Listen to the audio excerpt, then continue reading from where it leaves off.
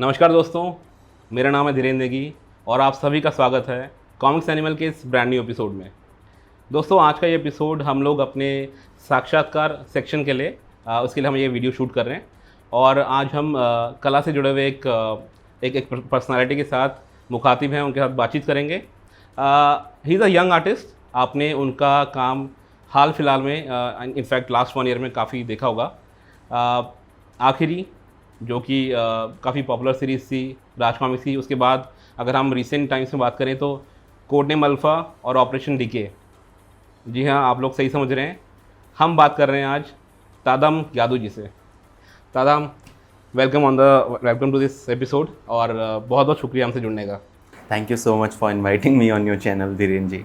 Oh Dhiren ji, it hurts. देखिए, हमारी पहले बात हो चुकी है that you will not call me Dhiren ji. The word that you settle for is bro. Yes, I'm sorry. So okay fine, so will start off like this. सबसे पहली बात जो हमारे माइंड में आती है, थोड़ा सा आपका अनकैनी नेम है, थोड़ा सा अनयूजुअल नाम है, Tadam Gyadu. So first of all, Tadam Gyadu, this is how we pronounce it. Yes, that's correct. Okay fine. So is there a story behind this name? क्योंकि यूजुअली इंडिया में हर एक नाम का कुछ मीनिंग होता है या कुछ रीजनिंग होती है। सो कुछ आप शेयर करना चाहेंगे?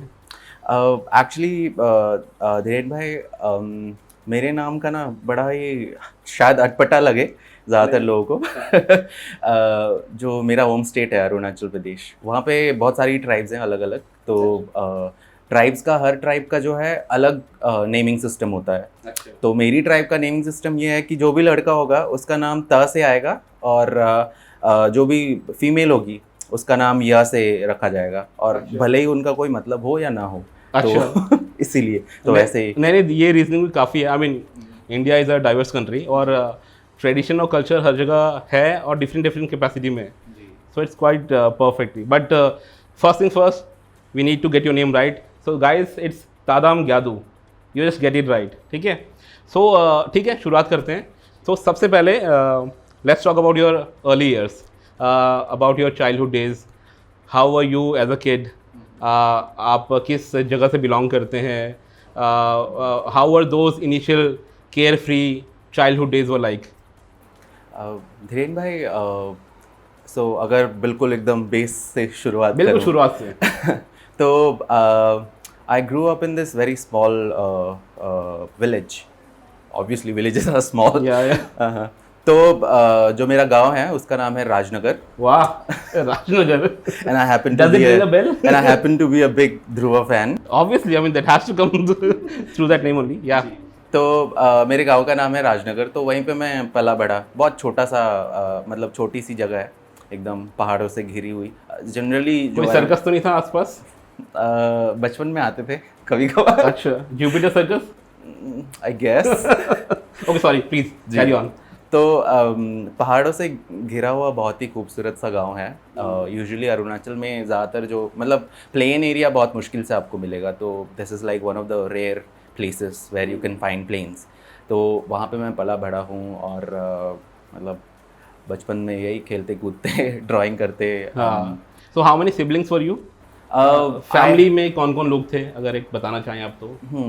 हम एक्चुअली बड़ी फैमिली है। हम टोटल 6 भाई बहन हैं। वाह। हाँ, और जिनमें से 2 मेरी बहनें हैं, बड़ी बहनें। और आप कौन से नंबर पे आते हो? मैं चौथे नंबर पे चौथे नंबर पे। तो सबसे पहले दीदी हो गई? नहीं, सबसे पहले एक बड़े भैया हैं, उसके बाद 2 दीदियां हैं, उसके बाद मैं और मेरे 2 छोटे भाई। 2 छोटे भाई हैं। Okay, great. और father mother, I mean as in if you want to share their background, वो क्या करते थे वहाँ पे? मेरे एक्चुअली मेरे जो फादर थे वो he worked as a forest guard Arunachal Pradesh में। ओके। और मेरी mummy she is a housewife और थोड़ा बहुत फैमिली में ही है, खेती बाड़ी होती है। अच्छा। तो हाँ, वो ग्रेट ग्रेट ग्रेट ग्रेट।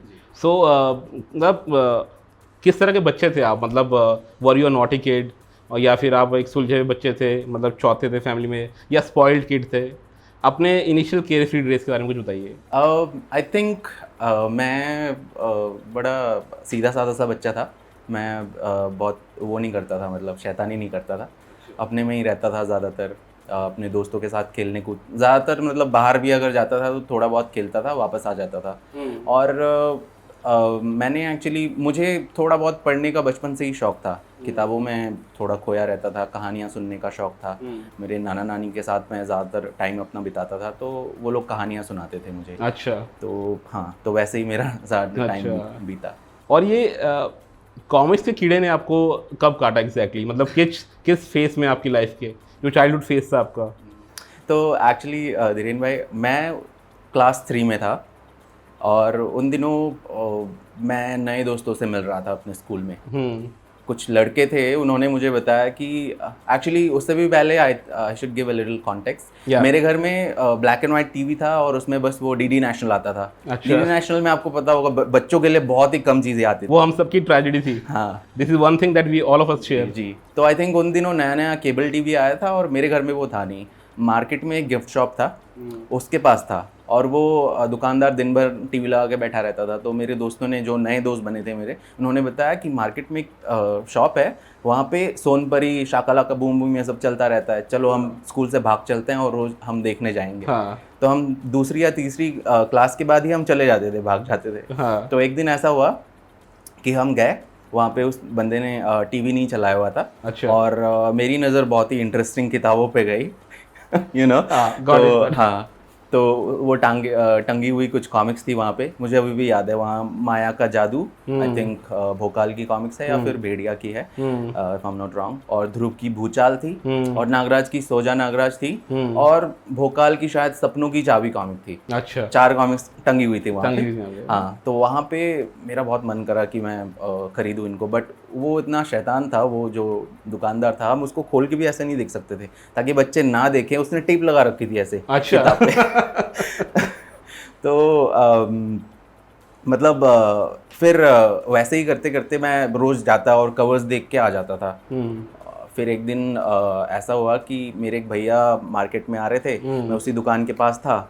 तो मैंने भैया से बोला किसी तरह कि भैया दिला दो दिला दो। तो उस दिन शायद वो अच्छे मूड में थे, तो उन्होंने मुझे दिलवा दी कॉमिक्स। और मैंने सोजा नागराज खरीदी थी, आई शुड मेंशन दैट। अच्छा, योर फर्स्ट कॉमिक्स। हाँ, सोजा थैंक्स नागराज। टू बड़े भैया। हाँ, ब्यूटीफुल कवर। तो हाँ, तो that's when the comic bug. So सोजा नागराज आई और आप जाग गए, आपके अंदर का कॉमिक्स में भी जाग गया उस दिन के बाद से। जी बिल्कुल बिल्कुल। Okay great. सो इनिशियली मतलब फिर ये जैसे जैसे आई एम श्योर कॉमिक्स एक ऐसी लत है जो एक बार आपको, मतलब अगर आप उसके आदी हो जाते हो तो वो पैशन आपका बढ़ता ही जाता है। जी। So did you also meet with some you know initial resistance from your family members? उन्होंने कुछ ऑब्जेक्ट किया? क्योंकि हमारे टाइम में तो काफ़ी, मतलब I will call my self 90s kid, parents लोग का एक ही कॉमन चीज़ रहता था, वही राग अलापना कि आप कॉमिक्स में मत ज़्यादा टाइम स्पेंड करो, आपकी स्टडीज़ इम्पैक्ट होगी। सो आपके साथ भी कुछ सिमिलर चीज़ हुई क्या? आई वुड से कि हाँ, और आई थिंक ये कॉमन स्टोरी है हर कॉमिक रीडर की।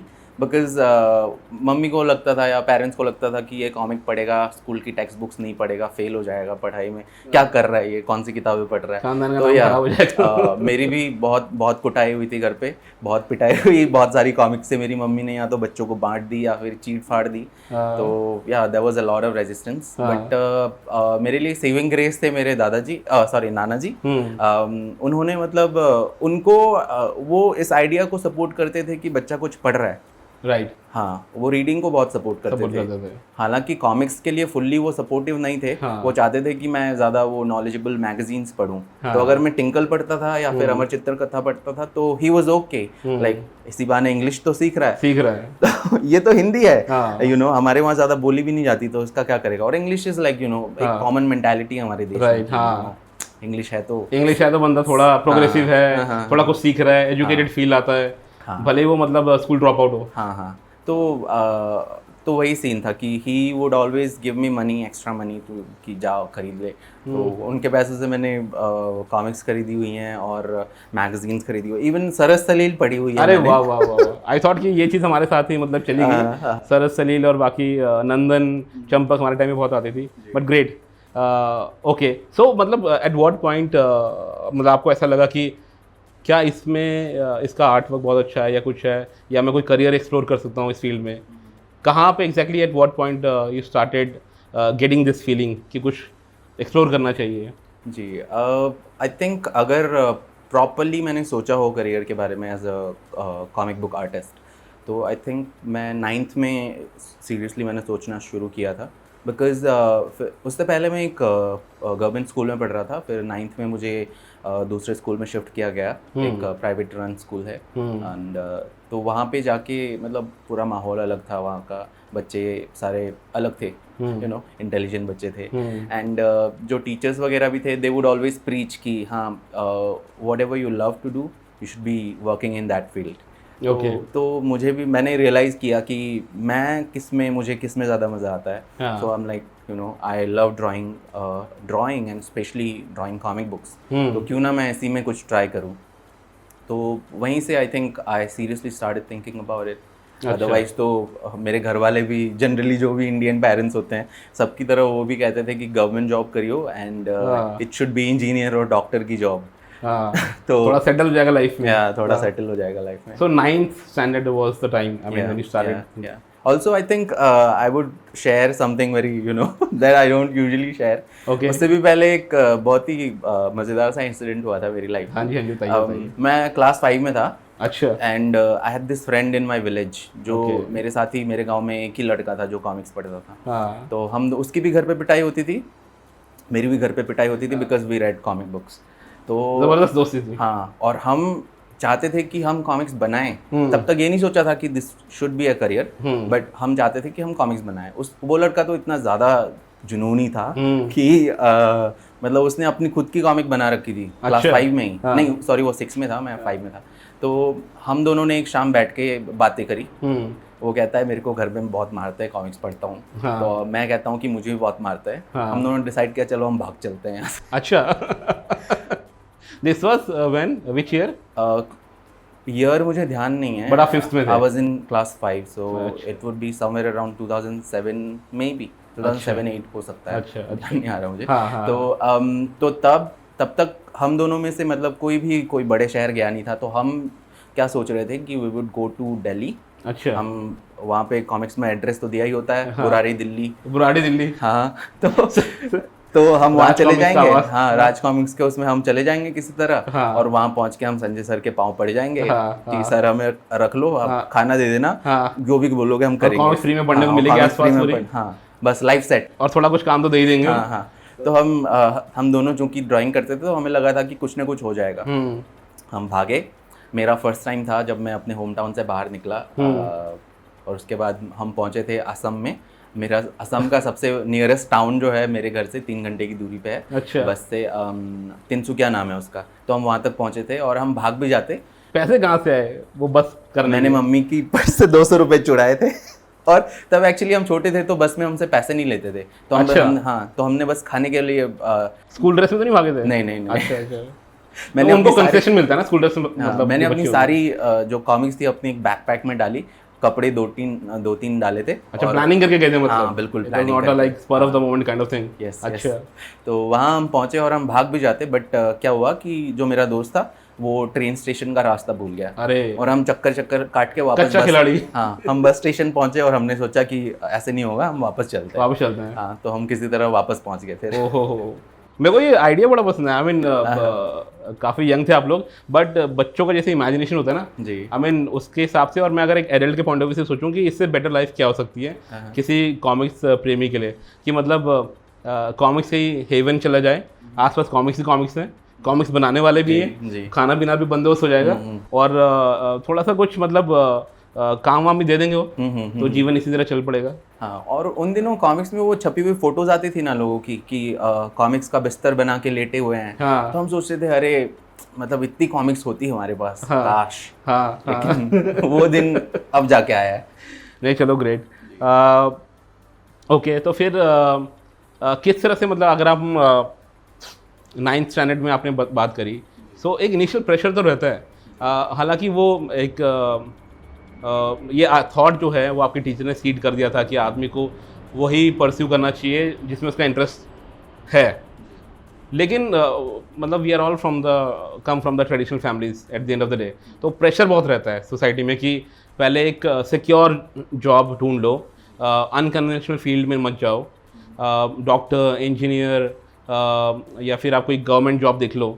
सो इनिशियल प्रेशर कैसा था? Because 9th is an important stage. उसके बाद जैसे हवा मचाते हैं, काफ़ी मतलब इशू मतलब सिचुएशन बनाई जाती है हमारे इंडियन हाउस होल्ड्स में कि next year is high school, you got to be very careful about your studies, क्योंकि हाई स्कूल डिसाइड करेगा आपने क्या स्ट्रीम लेनी है आगे जाके, और फिर उसके बाद तो फिर आपका मतलब करियर पाथ एक मोर और लेस डिसाइड हो जाएगा. So what kind of pressure was on you कि क्या करना है, कौन सा सब्जेक्ट लेना है, क्या करना है? एक्चुअली वही जैसे मैंने बताया कि मेरे parents and even my grand पा मेरे नाना जी, even though he was very supportive कि मैं कॉमिक्स पढ़ता था और किताबें पढ़ता था, बट सारे यही चाहते थे कि मैं मतलब साइंस स्ट्रीम में जाऊं और आगे जाके उसी में कुछ करूं, डॉक्टर बनूं, इंजीनियर बनूं मे बी. तो मैं भी खुद कंफ्यूज था उस टाइम पे कि क्या कॉन्क्रीट स्टेप्स लिए जाएं as to become a comic book artist. मुझे कुछ नहीं पता था कि फाइन आर्ट का भी कोई वो कोर्स होता है जो हम जिसमें हम पढ़ाई कर सकते हैं and we can learn the basics of art. तो मैंने सोचा कि मैं ऐसे अपना आर्ट कंटिन्यू रखूँगा and I will take science stream और इधर भी पढ़ाई करूँगा. तो मतलब एक लाठी से दोनों वो मर जाएंगे, दोनों चीज़ हो जाएंगे. हाँ, एक पंथ दो काज. हाँ. Don't worry, I am here to fill in. जी. तो वही उसके बाद आई टुक साइंस स्ट्रीम. बस फिर उन दिनों मैं नया नया घर से बाहर निकला था. I went to Assam to study. अच्छा, घर से दूर मतलब जो आपने स्कूल चेंज किया तो? अच्छा जी. हाई स्कूल एक्चुअली मेरे पास में साइंस स्ट्रीम का कोई हाई स्कूल था नहीं. तो वहाँ पे बोर्डिंग सिस्टम था, मतलब वहाँ पे जाके आप रहते भी थे और फिर पढ़ते भी थे? कहाँ हाई स्कूल में? नहीं, actually I took up rent Assam में. अच्छा. हाँ, क्योंकि मुझे हॉस्टल में रहना पसंद नहीं था. अच्छा. तो मैंने बहुत जिद की थी कि नहीं, मैं हॉस्टल में नहीं रहूँगा, मैं रेंट में रहूँगा. अच्छा. I had a senior with me, वो ग्रेजुएशन के लिए जा रहे थे. अच्छा. तो हमने सेम कॉलेज में, असम में एक्चुअली जूनियर कॉलेजेस होते हैं. हाँ. जिनमें वो लोग ग्रेजुएशन भी करवा देते हैं और 11-12 भी करवा देते हैं. अच्छा. तो अच्छा. That kind of school, that kind of college मैंने ज्वाइन किया. और वहाँ पे आई टुक साइंस एंड बस आई थिंक दोनों चीज़ें I was trying to like manage कि आर्ट करूँ और पढ़ाई करूँ, बट हो नहीं पा रहा था मेरे से. It was very tough. हाँ, ऑब्वियसली. सो मतलब जो नई नई फ्रीडम आपको मिली, एक घर से बाहर का आपने माहौल देखा जी. So how was that experience? मतलब एक फाइनेंशियल फ्रीडम भी थोड़ी बहुत आती है. You might not be earning but then you get allowances from home. जी. तो घर से जो पैसा आता था, बेसिकली मैं इसलिए पूछ रहा हूँ कि जो कॉमिक्स का प्रेमी होता है वो उसको बजट एलोकेशन की बड़ी समस्या होती है. और आपके साथ ये समस्या और ज़्यादा थी क्योंकि आपको एक रेंटेड प्लेस में रह रहे थे. जी. तो बाकी खर्चे भी देखने हैं, इवन दो एक सीनियर भी है वहाँ पे हेल्प आउट करने के लिए, बट देन पर्सनल एक्सपेंसेस कैसे मैनेज करते थे कि this will go to comics, this will go to what? Actually उन दिनों जैसे आपने बोला नई नई फ्रीडम मिली थी. घर पे तो एक कुछ कॉन्स्टेंट्स होते हैं, मतलब you have to study and then you can't go out whenever you want to. थोड़े बहुत परमिशंस मांगनी होती है. तो यहाँ पे बिल्कुल एकदम खुला सांड की तरह कहीं भी मतलब कभी भी आ सकते हो, कभी भी जा सकते हो. You can do whatever you want. तो आई थिंक मैंने थोड़ा बहुत गलत फायदा तो उठाया उसका. अच्छा. मैं थोड़ा या बहुत?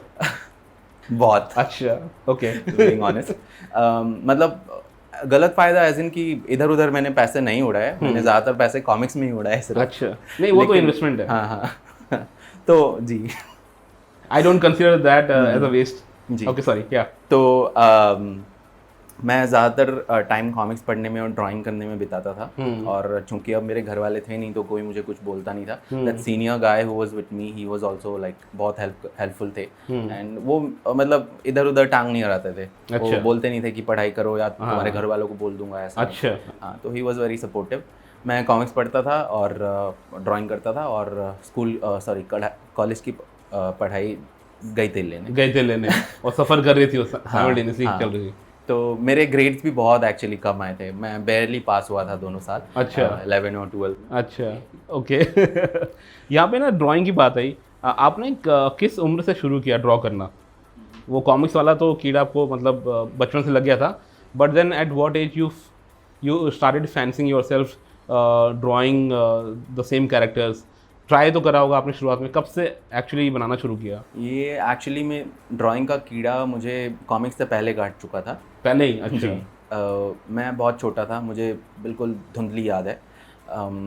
शायद यही कोई 5-6 साल का रहा हूँगा मैं. और तब ABCD की किताबें आई थी मेरे पास। अच्छा। और उनमें आपको पता होगा ए फॉर एप्पल पे वो बने रहते हैं हाँ आर्ट बने वर्क। रहते हैं, हाँ। तो मुझे बहुत खूबसूरत लगते थे। हाँ। और उसके अलावा मेरे घर में चूँकि मेरे घर वाले बुद्धिस्ट हैं, तो लाइफ ऑफ द बुद्धा किताबें होती थी तब मेरे घर अच्छा। में, तो उनमें भी बहुत खूबसूरत इलस्ट्रेशंस होती थी। तो वो सब देख के और कहानियाँ वगैरह सुन के अपने आप पता नहीं एक रुचि सी आ गई थी। और फिर मैं अपने स्लेट पे ड्राइंग करता था, और अपने घर के आंगन में, बड़ा सा आंगन है मेरे घर पे, तो वहाँ ड्राइंग करता था। वो लेके लाठी टुकड़ा लेके डाल लेके ज़मीन पे ऐसे। तो हाँ, तो तब से मैंने ड्राइंग करना शुरू किया। फिर जैसे ही कॉमिक्स आई मेरी ज़िंदगी में, comics are like visual heavy medium, तो इतना मुझे इम्प्रेस किया कि I could never not draw comics उसके बाद से। ओके। तो एक फिलिप मिला, मतलब अच्छा एक्सपोजर मिला। ये काफ़ी विजुअल हैवी होती है कॉमिक्स जो बेसिकली। पहला ऐसा कौन सा कॉमिक्स हीरो था जो आपने सोचा? नागराज कॉमिक्स थी आपकी पहली कॉमिक्स थी, बट कौन सा ऐसा कैरेक्टर जो छू गया आपको? नागराज एक्चुअली मुझे बहुत पसंद है, बट आई वुड से कि मुझे ध्रुव से ज़्यादा कनेक्ट हुआ था। अच्छा। हाँ, और ऐसा इसलिए है because Dhruv is a normal human being, even though he has like some math skills, लेकिन फिर भी मतलब वो मैं एक पता नहीं एक इमोशनल लेवल पे शायद मैं कनेक्ट कर ध्रुव के साथ ज़्यादा कनेक्ट या ही इज़ अ वेरी घर का लड़का है, हाँ, बहन है उसकी, उसके मम्मी पापा है, वैसे घर के इश्यूज भी होते हैं उसके। कोई दोहरी लाइफ नहीं था बिल्कुल, कोई मतलब कॉस्ट्यूम में नहीं है, मतलब है ऑब्वियसली, बट वो he is not under any garb. और एक मम्मी है, एक पापा है, एक बहन है, वो नॉटी शरारतें जो चलती हैं, और फिर वो सोसाइटी को हेल्प भी करता है। एंड उसकी हेयर स्टाइल मुझे बहुत पसंद थी। मैं ऐसे उड़ते हुए जो, हाँ, वो मैं बहुत बनाने की कोशिश करता था, वो बट कभी नहीं बनते, वो नहीं बनती, बट ऐसे ऐसे आ जाते थे। मैंने छोटे में बहुत ट्राई किया, मतलब I can relate to this fact. और जो भी काफ़ी ध्रुव के फैंस हैं, मतलब वो बड़ा फ्लॉपी, मतलब बड़ा अजीब सा हेयर स्टाइल है जी, वो प्रैक्टिकल नहीं, अगर आप देखोगे तो जी। वो जिस तरह से हवा में उड़ते हैं और ऊपर ही रहते हैं, नीचे नहीं आते हैं, मतलब एंटी ग्रेविटी वाला कुछ लॉजिक वहाँ पे अप्लाई होता है। सो गजब। So all you Dhruv fans out there, here is another huge fan of super commando Dhruv. So great. So super commando Dhruv का पहला कॉमिक्स कौन सा था आपका? ये था आदमखोरों का स्वर्ग। अरे वाह वाह वाह, you went for the classic. मतलब गजब, मतलब बट आपका तो अर्ली 2000s में शायद शुरू हुआ ना, एंड आई एम ग्लैड कि आपने ये, आई थिंक ये लेट 80s में आई थी। हाँ, एक्चुअली इसके तब रीप्रिंट्स आ रहे थे। अच्छा। और मैं जहाँ पे रह रहा था वहाँ पे कॉमिक्स मतलब ऐसे नहीं आ रही थी कि ये सेट रिलीज हुआ और वो लेटेस्ट वाला आएगा। अच्छा। बैक इश्यूज आते थे, कोई नए वाले आ जाते थे, तो रैंडमली मतलब कुछ भी मैं पढ़ रहा था तब। हाँ, एंड तब तो अपने को पढ़ने को चाहिए बस। बिल्कुल। तो ये मेरे एक दोस्त के पास थी स्वर्ग की तबाही, सॉरी आदमखोरों का स्वर्ग। हाँ, और इसका सेकंड पार्ट पढ़ने के लिए जो मैं तड़पा हूँ, गजब गजब, I can relate to it completely. एक तो स्टोरी लाइन गजब थी जी, मतलब किस तरह से आप नर्सिंग में मतलब तब्दील हो जाते हो। ओके, ग्रेट ग्रेट और ग्रेट। ध्रुव को बनाने वाले होते हैं वो आखिर में, और and there the comic book ends, और लाइक अभी बना देंगे। आई थिंक उसी में शायद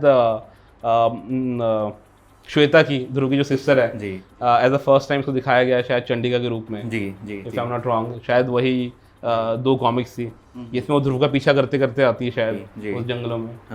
okay, great great great. So Tadam, काफ़ी इंटरेस्टिंग लगा आपका मतलब चाइल्डहुड के बारे में जान के, और काफ़ी चीज़ें थी जिससे मतलब हम रिलेट कर सकते हैं। कॉमिक्स फ्रेटर्निटी से जुड़ने का सबसे बड़ा फ़ायदा यही है कि कॉमन टच पॉइंट्स बहुत हैं हमारे, मतलब और कॉमन एक्सपीरियंसेस बहुत हैं। सो जो रिलेट करने वाली बात होती है वो इंस्टेंट कनेक्शन हो जाता है हम लोगों का।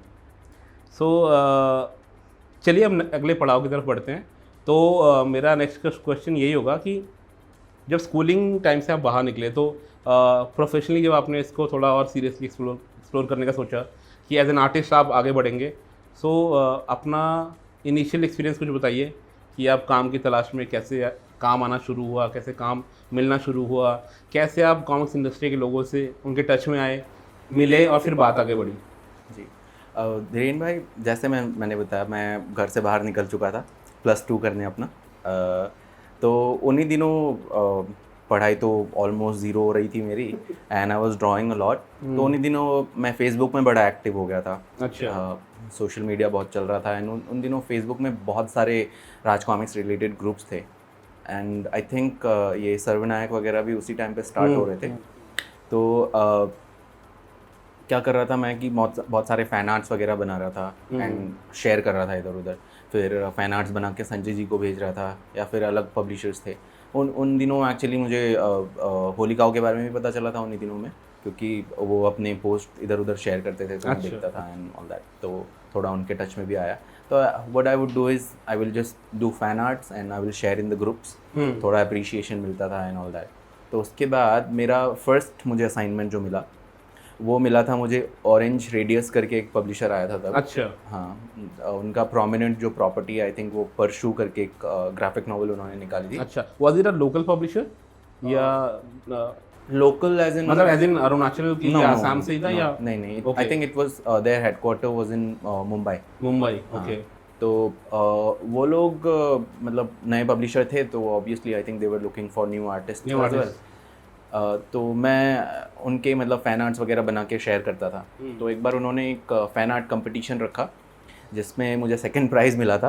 ओके। हाँ, लेकिन आई think I was in class 11 that time.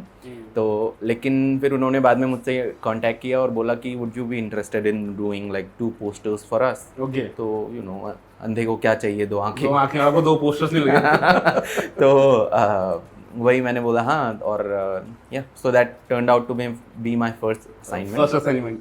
And this was when which I think 2012 और 13 नहीं स्कूलिंग टाइम या after that? High school. Okay. And your high school would be high school only, या क्योंकि junior senior college काफी confusion रहता है? हाँ, high school ही बोल सकते हैं। ठीक है। हाँ, okay. So that was your first assignment. या ओके। एंड आफ्टर दैट मतलब कैसा रहा आगे, कैसे सो उसके बाद कंप्लीट करी? या सो उसके बाद मैंने उन्हीं मतलब हाई स्कूल के टाइम पे ही there was this another guy, वो अपनी कॉमिक बनाने की सोच रहे थे and he was looking for cheap artist. अच्छा। I was Affordable artist. Yeah, affordable artist, not cheap. Yeah, that was a bad word. Sorry. No artist can be cheap. Yeah, true. So तो उन्होंने मुझसे contact किया, तो उनके लिए मैंने करीब 40 पेज बनाए थे। I got paid for that as well, thankfully. तो yeah, तो मेरा हाई स्कूल उसी में चला गया वो सब करते हुए। एंड सारी पढ़ाई साइड में। somehow मैंने किसी तरह क्लास 12 पास करी, इंटर हो गया मेरा, एंड देन आई थॉट कि नहीं मुझे करना तो है कुछ इसी फील्ड में। सो मैंने घर वालों को, एक्चुअली मुझे पास होने की उम्मीद नहीं थी 12। अच्छा। मैंने घर वालों को बोल दिया था मैं फेल होने वाला हूँ और मैं घर आ रहा हूँ अभी। अच्छा। हाँ, and I figure out later कि मुझे क्या करना है। तो थैंकफुली मैं पास हो गया। एंड उन्हीं दिनों मैं बहुत सारे घर पे जाके I started focusing on my art work कि कैसे मैं इम्प्रूव करूँ। उन दिनों मतलब बहुत सारे सीनियर आर्टिस्ट लोग से मेरी बात होती थी, तो विवेक जी, इवन सुमित कुमार भैया से भी मेरी बात होती थी। तो उन्होंने मुझे थोड़ा बहुत गाइडेंस दिया था कि you need to do fine arts and कुछ किताबें भी मुझे सजेस्ट की थी कि यू कैन स्टडी दीज। तो घर जाके मैं वही कर रहा था कि फिर उन दिनों आई थिंक थोड़ा बहुत इम्प्रूवमेंट आया होगा। And all of a sudden क्या हुआ कि एक दिन मुझे इट वाज, मैं पूरा श्योर नहीं हूँ, it was either Nitin sir का मैसेज, नितिन मिश्रा सर का मैसेज ऑन फेसबुक, या फिर संजय सर का कॉल। दोनों में से एक मुझे पहले आया था। आई थिंक संजय सर का कॉल मुझे आया था। अच्छा। तो Sanjay sir called me and he was like, बेटा would you be interested in working Raj Comics में, you know. I was like why not? So yeah, so I would say कि that was my proper comic book assignment. So yeah. So Raj Comics के साथ was your first proper comics book assignment. Yeah. So okay. So what are your earliest memories of RC? क्योंकि RC एक common link है, मतलब comics fraternity में बहुत काफ़ी लोग publishers आए आसपास, लेकिन उन सब का एक common मतलब जो फैक्टर था वो RC था। जी। या तो कईयों ने वहाँ पे इंटर्नशिप करी, या वो इनिशियल स्टेजेस पे वो आर्टिस्ट के तौर पे उन्होंने वहाँ काम किया, किसी ना किसी रूप में वो आरसी से जुड़े हुए थे। So any special memory that you carry from RC?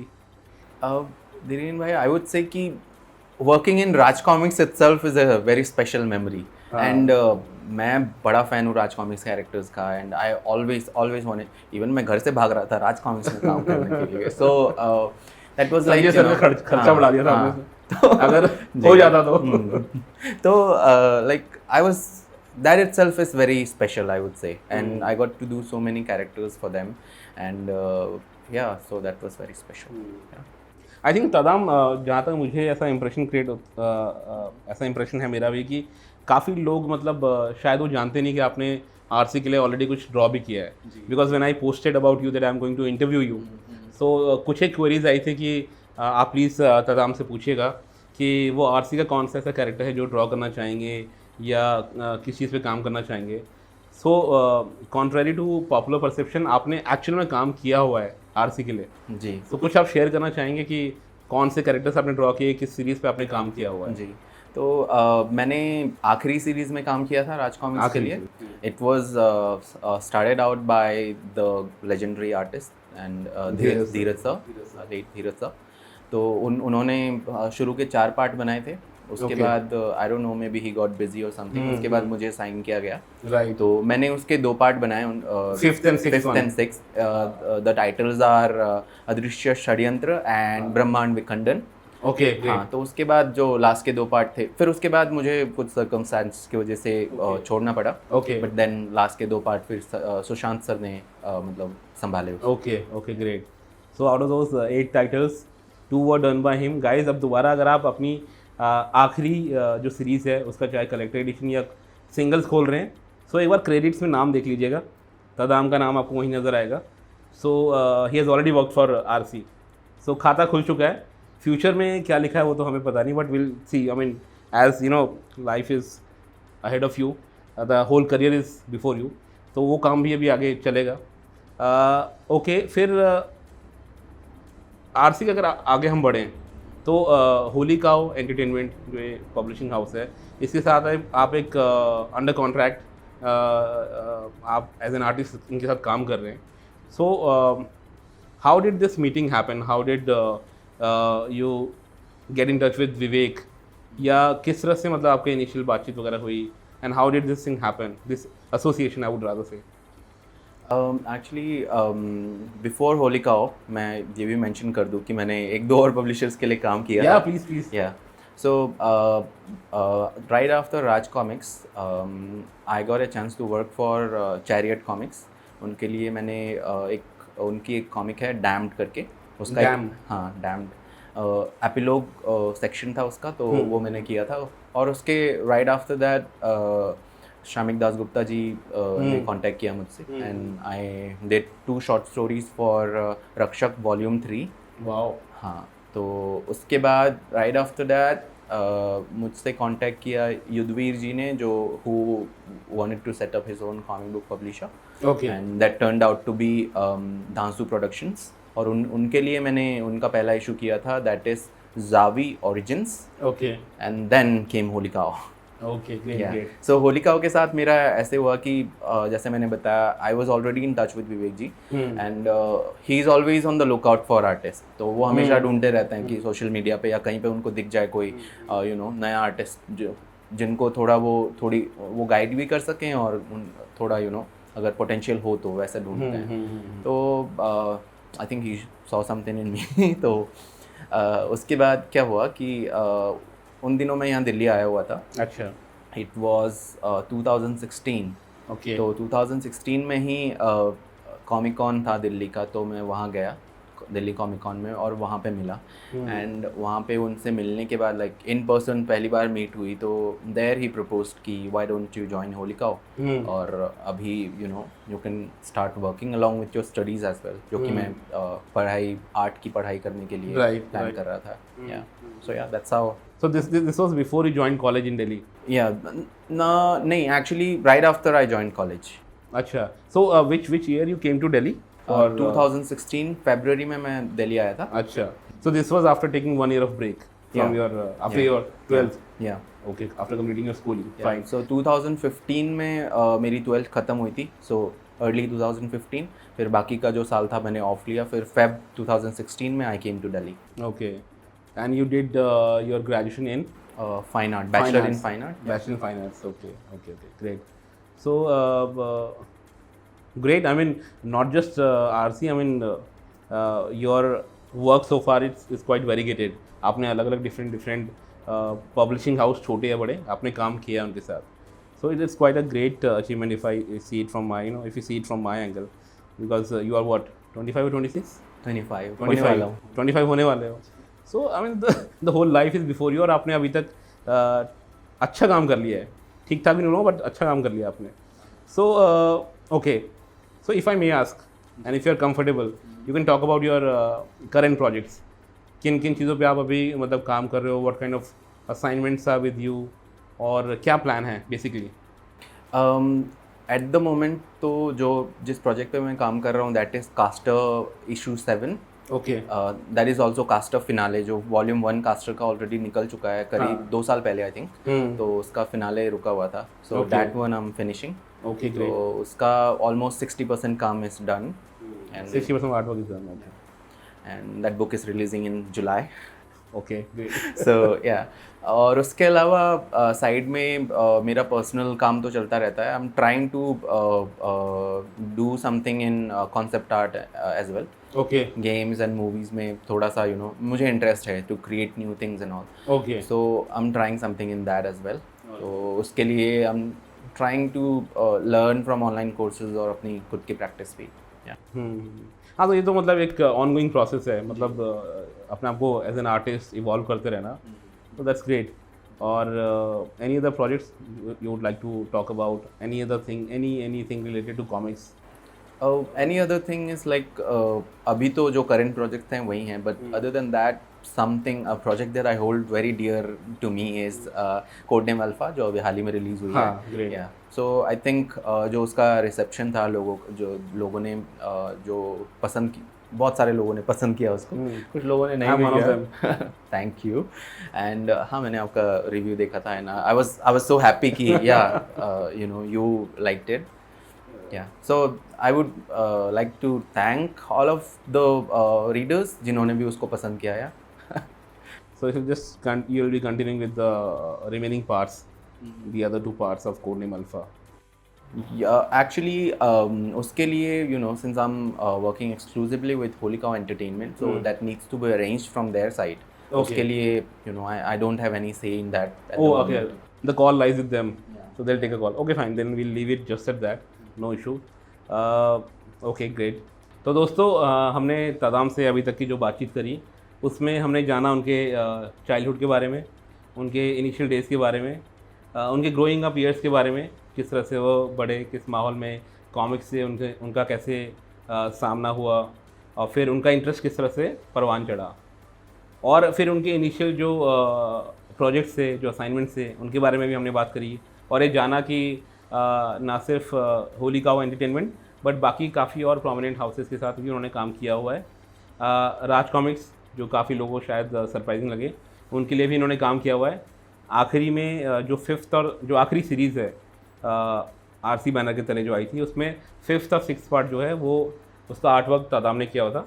तो आप उसको ज़रूर देखिएगा, एक बार रिविज़िट करिए इस नए पर्सपेक्टिव के साथ. और तो फिलहाल चलिए अब हम नेक्स्ट स्टेज की तरफ बढ़ते हैं, और अब हम बात करेंगे इंस्पिरेशन से जुड़ी हुई, क्योंकि सामने हमारे एक आर्टिस्ट हैं, और जहाँ पे आर्टिस्ट होते हैं वहाँ पे आर्ट होता है, और आर्ट के पीछे एक इंस्पिरेशन होती है. सो क्विकली तादाम, सबसे पहले मैं आपसे जानना चाहता हूँ कि कोई भी एक बर्डिंग आर्टिस्ट होता है in his growing up years as an artist, वो किसी ना किसी को ही लुक्स अप टू, किसी ना किसी, मतलब आपका एक आर्टिस्टिक इन्फ्लुएंस क्या रहा? कोई पर्टिकुलर पर्सनालिटी से जिनको आपने देखा और फॉलो किया? व्हाट मतलब कोई एक बेंचमार्क आप मान के चले कि मुझे इनकी तरह बनना है, इनकी तरह ड्रॉ करना है? धीरेन भाई, शुरुआत में जैसे मैंने बताया कि मेरी पहली कॉमिक थी सोजा नागराज. तो I think in my very beginning Anupam sir was my benchmark, like मुझे उनकी तरह ड्रॉ करना है, and I copied his art a lot. उनका स्टाइल भी कॉपी करने? हाँ, उनका स्टाइल एंड ऑल दैट, उनके जो भी आर्ट वर्क मुझे मिलता था मैं सारे कुछ कॉपी कर लेता था. तो फिर उसके बाद एज आई ग्रू अप, तो फिर मुझे मतलब दूसरे एस्पेक्ट्स के बारे में पता चला. जैसे एक एकेडमिक एस्पेक्ट भी होता है जिसके जो, और उस एस्पेक्ट में हेमंत सर और ललित कुमार शर्मा जी का जो काम है, उनका काम उस एस्पेक्ट में बहुत स्ट्रॉन्ग है, जो एकेडमिक एस्पेक्ट है. तो सिंस मैंने किताबें वगैरह पढ़नी शुरू कर दी थी आर्ट के ऊपर में और बेसिक्स के बारे में, तो फिर मुझे धीरे धीरे उनका काम ज़्यादा पसंद आने लग गया. तो फिर मैं उनके काम को कॉपी करने लग गया. फिर तो या in the very beginning from Raj comics, these three were my biggest influences. फिर बाद में तब तक एक्चुअली मैंने मनु सर के काम को ज़्यादा एक्सप्लोर नहीं किया था। ओके। तो अभी अगर बिल्कुल फास्ट फॉरवर्ड करके बोलूँ तो मनु सर का काम मैं आज भी बहुत देखता हूँ और सीखने की कोशिश करता हूँ। उसके अलावा फिर as you know new I came to know about more artist, क्योंकि तब मेरा जो दायरा था आर्टिस्ट लोग के जानने का, उनका काम देखने का, वो राज कॉमिक्स तक ही सीमित था। तो फिर धीरे धीरे जैसे मैं थोड़ा और मतलब बड़ा हुआ और थोड़ा और एक्सपोजर मिला मुझे, तो पता चला कि और भी बहुत सारे आर्टिस्ट हैं जिनसे मैं कुछ ना कुछ नया सीख सकता हूँ। तो या ऐसे मैं अगर नाम बताने लग जाऊंगा सबके, हाँ। तो आई थिंक पूरा यहीं पे रात हो जाएगी, यूनिवर्स भी कवर कर लोगे सारा। बट ठीक है, I get it. I mean yeah. Different phases में आपको डिफरेंट इंस्पिरेशन पॉइंट्स होते हैं। But yeah I think I should have मतलब जो मैंने मेंशन किया जो शुरुआत के, I think they are the most important ones. उसके बाद फिर जो करंट मेरे इन्फ्लुएंसेस में से one name I would really like to take is Sumit Kumar भैया का। Sumit Kumar, yeah he is currently working for DC comics, जो उनको नहीं पता। हाँ। तो या उनका काम मैं I always find myself going back to his work और नई चीज़ें सीखने में। एंड उनसे मैं पर्सनली भी बहुत बार मिला हुआ हूँ, so I get to learn a lot of things. तो आई थिंक वो भी एक रीज़न है कि मैं उनके काम को बार बार देखता हूँ और स्टडी करता हूँ, फॉलो करता हूँ, स्टडी करते हैं। या ओके ओके। आपने दो दिग्गजों के नाम लिए, काफ़ी जैसे अनुपम सिन्हा सर हैं, तो उनका भी मतलब उनके डिटेलिंग का भी काफ़ी मतलब मैं खुद भी मुरीद रह चुका हूँ। बहुत गजब की डिटेलिंग होती है उनके आर्ट वर्क में। फिर लेटर ऑन आपने मनु सर का नाम लिया, तो मतलब एनाटॉमी के मामले में I mean you being an artist would understand it better. उनके मतलब बराबर गजब काम इस मामले में किसी और ने किया, मतलब और किसी आर्टिस्ट का मैंने अभी तक तो नहीं देखा। Maybe I am missing out on a lot of art work, good work which has already been done, but anatomically बहुत अच्छे से वो अपने किरदारों को प्रेजेंट करते थे। So great on that part. आपको अगर एब्स्ट्रैक्ट टर्म में मैं पूछूं, ये तो हो गया कि आपके आर्टिस्टिक इन्फ्लुएंसेस क्या थे, किन पर्सनालिटीज़ को आपने फॉलो किया, देखा, समझा, स्टडी किया और फॉलो किया। बट अदरवाइज जैसे आप नॉर्मल घर में बैठे हुए हैं, suddenly you feel like you no drawing up something, तो ये जो एब्स्ट्रैक्ट वे में जो आपको जो इंस्पिरेशन मिलती हैं, where exactly do you draw your inspiration from? I think एक नटशल में बोलूँ तो I draw my inspiration from life itself. तो मेरे आसपास जो भी चीज़ें हो रही हैं, जैसे अगर मैं कॉमिक्स नहीं बना रहा हूँ तो मैं अपने आसपास की चीज़ों को ऑब्जर्व करता हूँ, और उसमें कोई अगर मेरे सामने से बिल्ली जा रही है, या फिर कोई मेरा भाई बैठा हुआ है, या मेरे नाना जी बैठे हुए हैं, या फिर मेरे घर के आंगन में अगर गार्डन है तो उसमें जो पेड़ पौधे हैं, फूल वगैरह हैं, तो मुझे उनको ऑब्जर्व करना और उनको मतलब उनकी एक जो छवि मेरे दिमाग में छप रही है उसको अपनी स्केचबुक में उतारना बहुत पसंद है। सो आई वुड से कि हाँ, life itself is my inspiration for that. Great. And anyway, people, you know, draw inspiration from what they see around themselves. So great. Some people draw it from nature. Yours is a mix of everything. I mean, everything that portrays life. So very great. I mean, एक चीज़ में आपने सब कुछ cover कर लिया। So अच्छा, अगर हम थोड़ा सा एक ये बात समझना चाहें, आर्टिस्ट लोग का क्या थोड़ा सा एक हमारा जो नॉन आर्टिस्ट लोग हैं, हमारा ऐसा इंप्रेशन रहता है कि आप लोग का फेवरेट क्रिएटिव आवर्स जो होते हैं दिन के, वो रात में होते हैं। वो मे भी शायद इसलिए कि रात को सुकून रहता है, थोड़ा शांति रहती है, एक क्रिएटिव आदमी ढंग से सोच सकता है। So I just want to know and understand, are you a night person और you love working on your assignments during the day time? जी, किस तरह से आप? धीरेन्द्र भाई, मैं एक्चुअली अभी तो अपने आप को ऐसे क्लासीफाई नहीं करूँगा कि अब मैं नाइट पर्सन और डे पर्सन, क्योंकि मैं दोनों में वो कर चुका हूँ, काम कर चुका हूँ। हाँ। और जैसे मैं कॉलेज के दौरान कॉलेज दिन को जाता था, and since I was working also, तो रात को भी मैं देर रात तक जगता था और अपने काम करता था, पर्सनल वर्क्स जो भी हैं।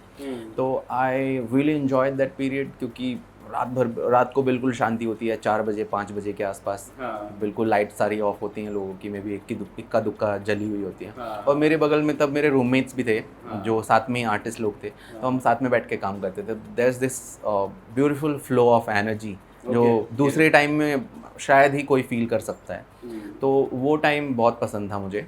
बट उसके अलावा फिर अभी हाल ही में मैंने कुछ महीनों पहले से सुबह जल्दी उठना शुरू किया, और सुबह ही काम करना देखता हूँ। तो आई थिंक कि वो वाली energy I can bring in the mornings as well. Depends on me. मैंने देखा वो रॉबिन शर्मा का बुक आपके हाँ। बुक शेल्फ में। जी। So the 5 AM club, the 5 AM thing, you should seize your morning hmm, and then you can claim the day, something like that, on that note. Okay, तो या I would say कि अब I am a morning person, क्योंकि अब तो सुबह जल्दी उठ जाता हूँ एंड काम भी जल्दी करके फिर जल्दी सोना, all that. But majority part आपने मतलब रात के टाइम प्रेफर किया है हाँ, काम तो- करना, वो तो अभी आप ट्रांसफॉर्म कर रहे हो। जी, जो मेरा शॉर्ट करियर रहा है कुछ सालों का, उनमें मेजोरिटी मैंने रात को ही काम किया है। हाँ, जी। ग्रेट। और ऑल्सो लाइक अगर आप पूछे कि आगे मैं कैसे करना चाहूँगा, तो आई थिंक आई प्रेफर जो अभी का शेड्यूल है वो वाला। इसी कंटिन्यू करें आगे। आई थिंक वो बेस्ट भी है हेल्थ वाइज। जी, and then you are more align with society also. Otherwise आप तब काम कर रहे हो जब पूरी दुनिया सो रही होती है, जी, और तब जागते हो जब मतलब उल्टा हो रहा होता है। जी। तो ठीक है। मैंने स्लोली रियलाइज किया कि being an artist doesn't mean just creating art. हमें थोड़ा सोशलाइज भी होना चाहिए, और थोड़ा ऐसा नहीं कि बिल्कुल अपने गुफा में बैठे रहो। हाँ, बिल्कुल एकदम सोसाइटी से कटे, अलग थलग। You have to be part of it to understand them and to understand I mean, अगर लॉजिकल वे में सोचा जाए प्रोफेशनली भी, तो किस तरह का काम एक्सेप्टेबल होगा, what kind of people, what kind of work people like, वो उनके बीच में रह कर ही पता लगेगा। आइसोलेशन में तो फिर क्या मतलब गुफा और फिर वही सब चीज़ होगी। आइसोलेशन में जो मेरे अंदर है वही बाहर आएगा, वही बाहर आएगा आपके अंदर की, the way you perceive things, आपकी अपनी रेंडिशन बाहर आएगी, whatever of whatever you observe in life. जी। So Tadam, thank you. अभी हम लोग we are just moving towards last part of this video. It's a penultimate actually.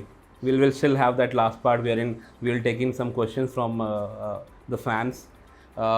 But इस section में मैं आपसे पूछना चाहूँगा कि आप फ्री टाइम में क्या करते हो? मतलब what do you do to unwind yourself? What do you do to amuse yourself? Movies, music, shows, street plays. What do you do? Dhiren भाई, आई थिंक मैं वही करता हूँ जो ज़्यादातर लोग करते हैं। आपकी एज के? मेरी एज के। आई गो फॉर मूवीज़, उसके अलावा I listen to a lot of music, lot of it. मतलब क्योंकि मैं काम करता रहता हूँ तो लाइक ईयरफोन्स ऑलवेज ऑन रहते हैं और गाने हमेशा चलते रहते हैं, तो दैट ऑल्सो एक छोटी सी बात शेयर करना चाहूँगा। अगर मैं जब आर्टिस्ट बनने का सोच रहा था, तब मुझे अपनी सिंगिंग जो स्किल्स थी उन पे बड़ा नाच था मुझे। अच्छा। हाँ, मुझे लगता था फंस गए आप। चलो। मुझे लगता था कि मैं बहुत अच्छा गाता हूँ। तब तक मेरे पास फ़ोन नहीं था। ये शायद यही कोई 6th या 7th की बात होगी। तब मेरे पास फ़ोन नहीं था और मैं टीवी पे गाने लगा के साथ साथ गा लेता था। और सबको लगता है कि खुद गा रहा है, अच्छा गा रहा हूँ मैं, तो मुझे भी यही लगता था। तो मेरा ये भ्रम तोड़ा मेरे नाना जी ने। उन्होंने बोला, I don't know if I can use that word in front of the camera और नॉट। उन्होंने बोला, ओ मेरे बगल में ना वो सड़क पे कुत्ता रो रहा है ना, उसकी तरह तेरी आवाज़ साउंड कर रही। तो या that was like you no reality से उस दिन मैं फेस टू फेस हुआ। तो उस दिन से गाना बंद और गाना ज़्यादा सुनना शुरू। I was about to ask you कि आप थोड़ा सा कुछ गा पाएं, लेकिन वो नाना जी की बात याद आ गई।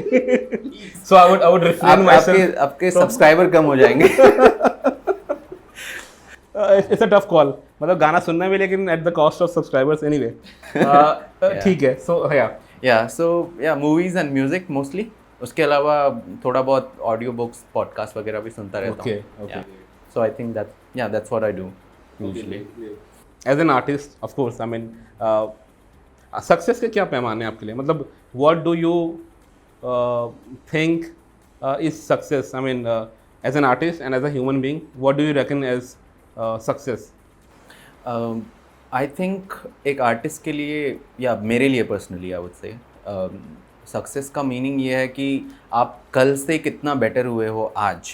एज इन ये एक कॉन्स्टेंट ग्रोथ है, और ऐसा नहीं है कि हाँ मैं इस लेवल का बनाने लग जाऊंगा तो आई would be the most successful या ग्रेटेस्ट आर्टिस्ट। तो ऐसा हम आर्टिस्ट लोग के लिए तो है नहीं। तो हमारे लिए I think the next day what we are doing better, I think that is how we can define our success.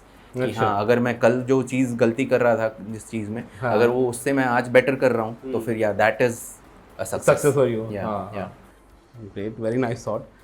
थोड़ा प्रैक्टिकल चीज़ों के बारे में बात कर लेते हैं।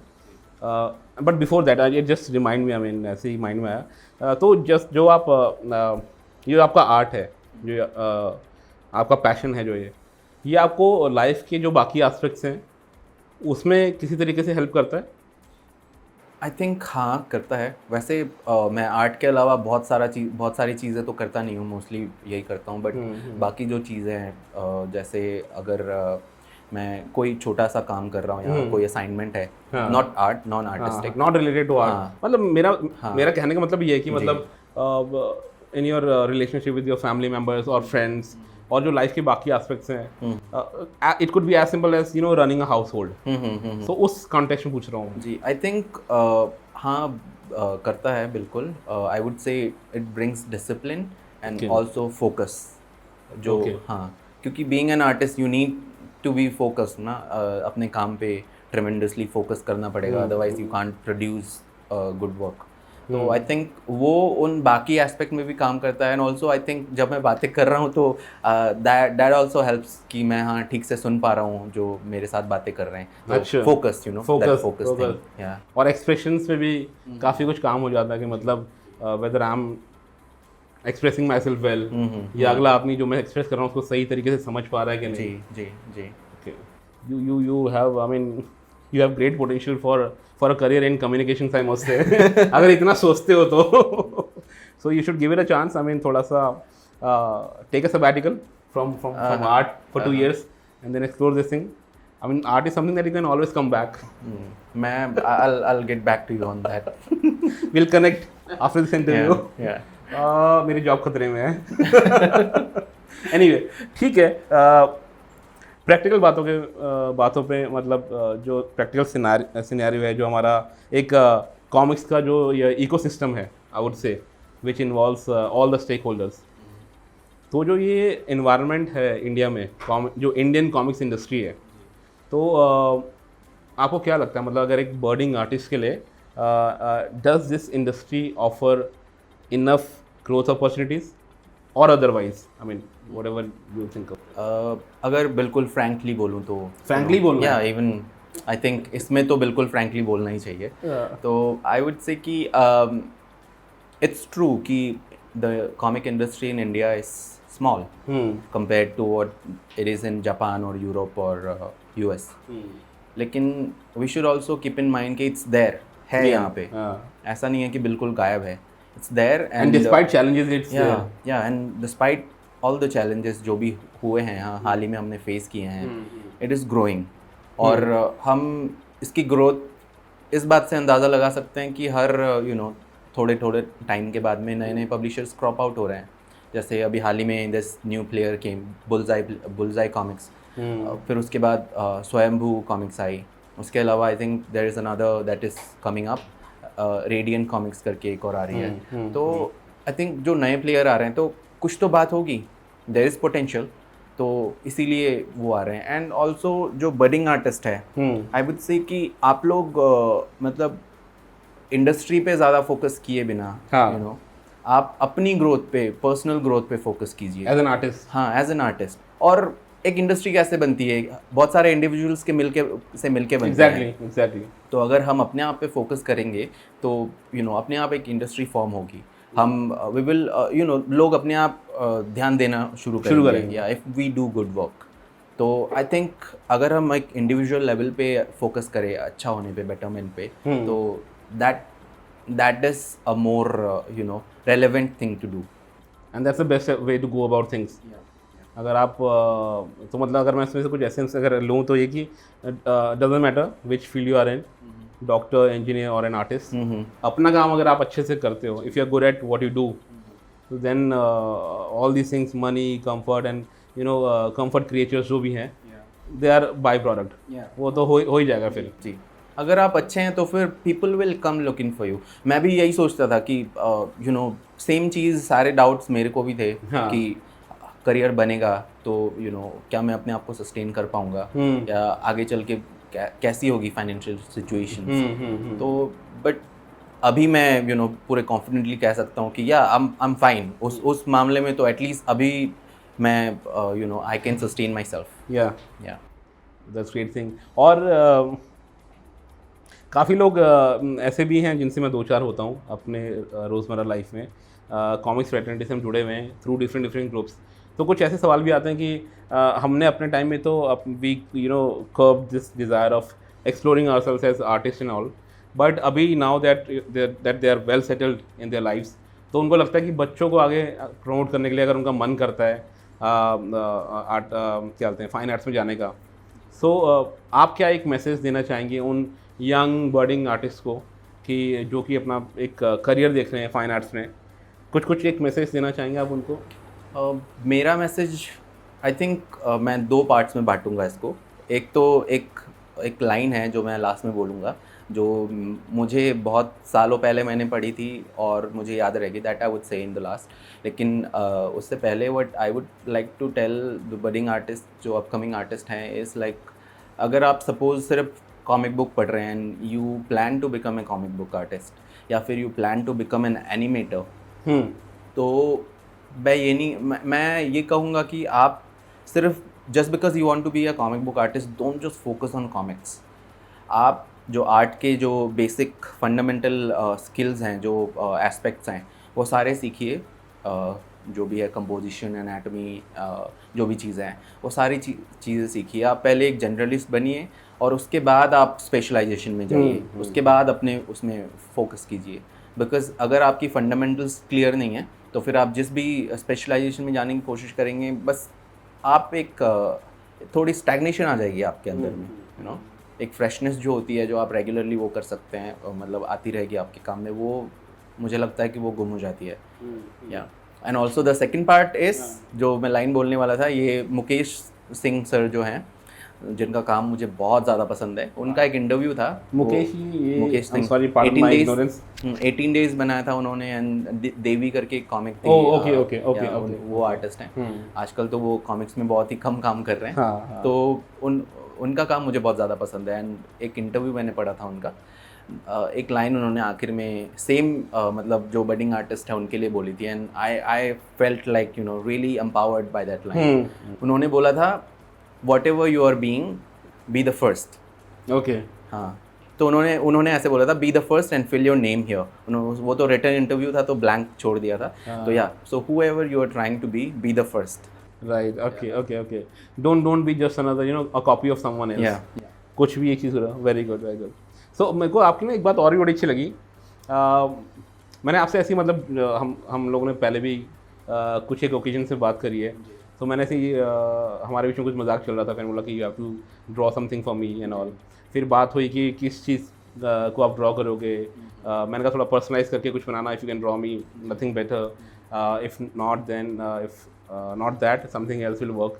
सो आपने बहुत क्लियरली बोला कि I am not that great at with drawing लाइकनेसेस।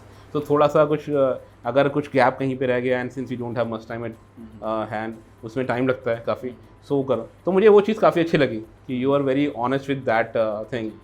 सो आदमी की प्रोग्रेस लाइफ है ना कभी रुकती नहीं है जब तक उसको पता है कि उसमें कमियां हैं और उस पर काम किए जाने की ज़रूरत है।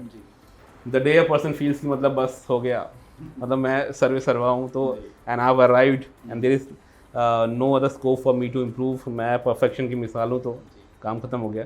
So I guess that's a very beautiful thing that you said कि जो हो अपने को समझो, अपनी ना सिर्फ स्ट्रॉन्ग पॉइंट्स को बल्कि जो वीकनेसेस हैं उस पर भी काम करो। जी, be different and be first, this is what you said, be first.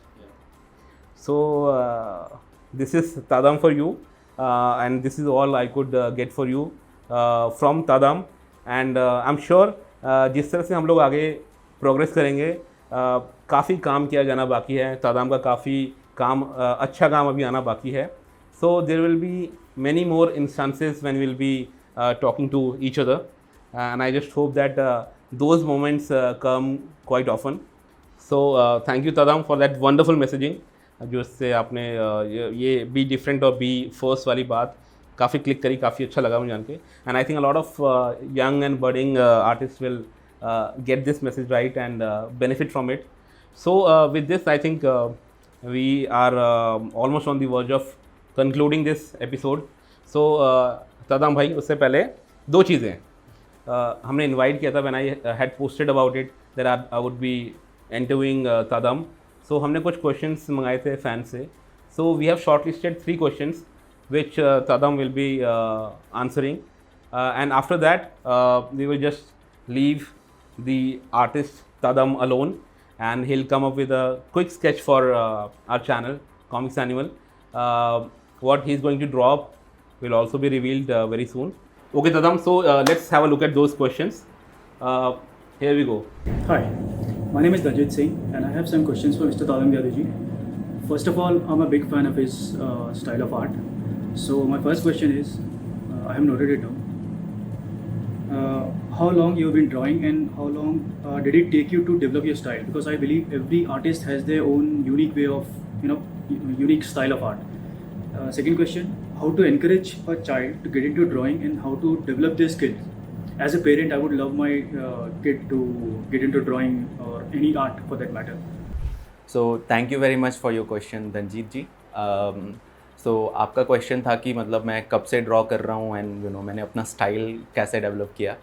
सो जैसा कि इंटरव्यू में आई थिंक क्लियर था, मैं बचपन से ही ड्रॉ कर रहा हूँ, बहुत छोटा सा था तब से ड्रॉ कर रहा हूँ.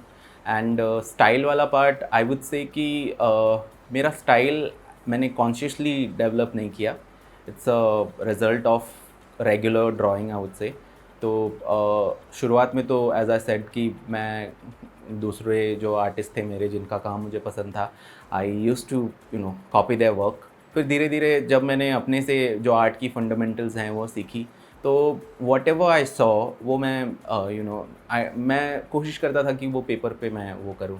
तो धीरे धीरे आई थिंक करते करते जो मेरा स्टाइल है, I don't see any distinctness in my work जो बाकी लोगों में है. वो जो रीडर्स हैं, जो व्यूअर्स हैं, वो ज़्यादा अच्छा बता पाएंगे. तो आई वुड से कि वो एक कॉन्टीन्यूस प्रोसेस है ऐसे, और वो कॉन्शियसली भी मैंने किया नहीं है, तो उसका एक टाइम फ्रेम मैं बता नहीं सकता.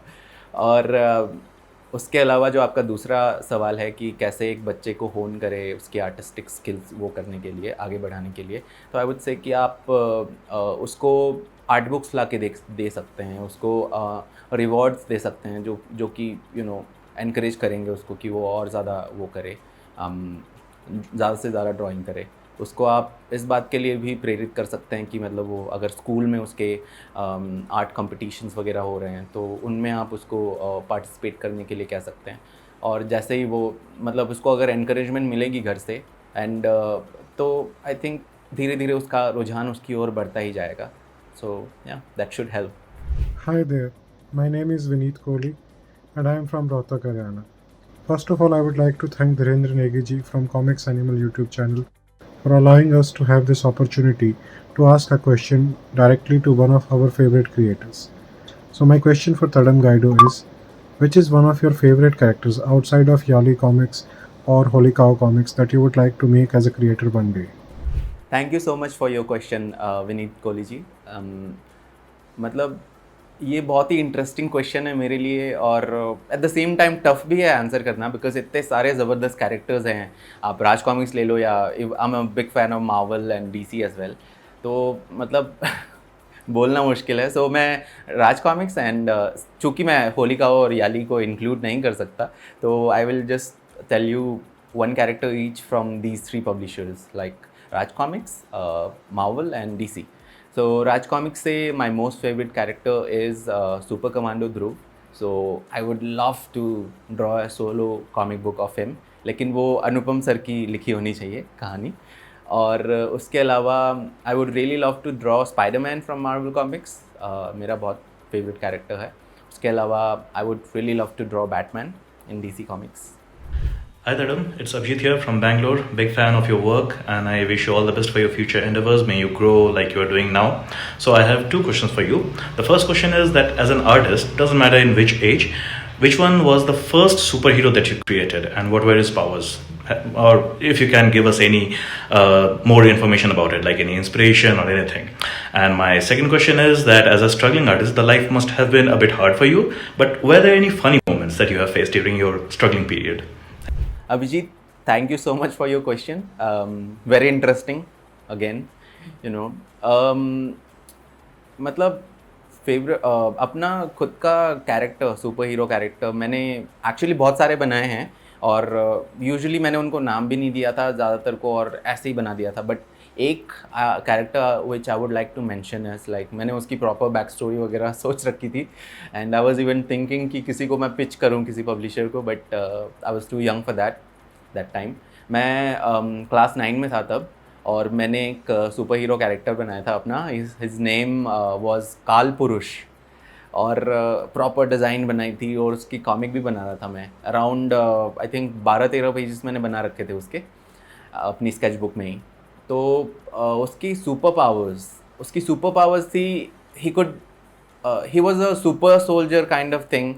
जैसे कैप्टन अमेरिका मैंने आई थिंक नई नई देखी थी उन दिनों, captain America the first Avenger, तो उसके सुपर पावर्स से मैं बहुत ज़्यादा इंस्पायर्ड हो रखा था. तो उसके पास सुपर स्ट्रेंथ थी, and he could leap very very very, he could take like really powerful leaps. और उसके अलावा he was invulnerable.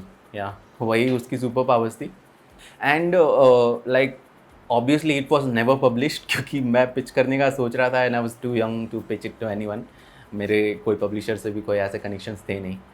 And for your second question कि कोई फ़नी एनेक्डोट या ऐसा कुछ इंसिडेंट हुआ हो जो एज एन स्ट्रगलिंग आर्टिस्ट मैंने फेस किया हो, तो ऐसा तो वैसे तो अभी भी स्ट्रगल ही कर रहा हूँ मैं तो बट ऐसा कोई फ़नी इंसिडेंट हुआ नहीं. अगर हुआ भी तो I can't recall, I am sorry right now. But funny incidents जब मैं एक स्ट्रगलिंग कॉमिक रीडर था, तब बहुत सारे ऐसे हुए थे, और उनमें से एक I would like to share is एक जो गिफ्ट शॉप था जहाँ से मैंने अपनी पहली कॉमिक खरीदी थी, वो that guy kept bringing comics, and मैं और अपने कुछ और दोस्त लोग थे, तो हम लोग उसके वहाँ से जाके कॉमिक्स ख़रीदते थे.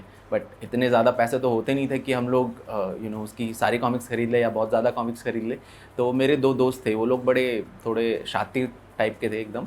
वो लोग क्या करते थे कि एक बड़ा सा बैग लेके जाते थे जब भी हम कॉमिक्स लेने जाते थे, और वो मैं जाता था वहाँ पे, and I was the one जो प्रिटेंड करता था कि मैं कॉमिक ख़रीदने आया हूँ. तो मैं उनको बोलता था कि आप ज़्यादा से ज़्यादा कॉमिक्स निकाल के दो, और बगल से फिर मेरे जो 2 दोस्त थे, वो लोग उन्होंने बैग में अपने साइड में एक बैग रखा था, मतलब छुपा रखा था, जो आसानी से दिखता नहीं था. तो वो लोग क्या करते थे, पीठ पीछे ऐसे अंडर डाल लेते थे उस बैग के. तो वैसे करके हमने बहुत सारी कॉमिक्स उसकी उड़ाई थी. If that guy is watching, I am very sorry. So thank you guys, thank you very much, Dhanjit, Vineet and Abhijeet. अरे आप तीनों लोगों के तो नाम राइम कर रहे हैं. I wasn't aware about this, I wasn't conscious about it. But ठीक है, thank you very much for sharing your questions guys. And I think Tadam ने अच्छे से उनको आंसर किया, and you got the responses you are looking forward to. And with this we would like to conclude and this video here only. And मैं थोड़ा सा Tadam in fact सोच रहा था before I came here to interview you कि किस and पे इस इंटरव्यू को हम लोग फिनिश करें. एंड देन अभी थोड़ी देर पहले माइंड में एक चीज़ आई, and I just shared it with you. Since we are interviewing an artist today, so let's end this video on an artistic note. So हम लोग तदम को थोड़ा सा और टॉर्चर करेंगे, and we will force him to come up with a quick sketch for us, for Comics Animal team, and for all you guys. So Tadam, please, please oblige. And thank you very much for coming on the show, and we really liked this frank conversation that we had with you. बहुत बढ़िया लगा, मज़ा आया. मुझे भी, and thank you so much for inviting me to your channel. Okay.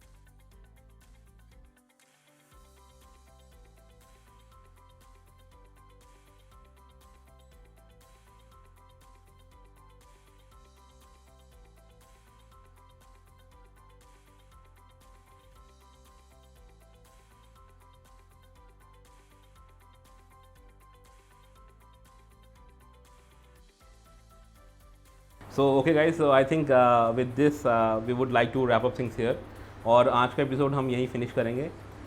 जल्दी ही मिलेंगे आपको एक नए एपिसोड में, जहाँ पे हम साक्षात्कार करेंगे एक किसी और पर्सनालिटी का, कॉमिक्स जगत से जुड़ी हुई ऑफ कोर्स, और जानेंगे उस किरदार को, उस कैरेक्टर को, उस पर्सनालिटी को थोड़ा और करीब से। सो तब तक के लिए अपना ध्यान रखिए, अपने फैमिली मेम्बर्स का ध्यान रखिए, और the most important thing, comics पढ़ते रहिए। Good bye for now, bye bye.